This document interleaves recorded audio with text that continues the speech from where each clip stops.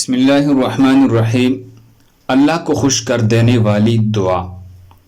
نبی کریم صلی اللہ علیہ وسلم نے فرمایا، تمہارا رب اپنے بندے کی اس بات سے خوش ہوتا ہے جب وہ کہتا ہے کہ رب اغفر لی ذنوبی انہ لا یغفر الذنوب غیرک، رب اغفر لی ذنوبی انہ لا یغفر الذنوب غیرک۔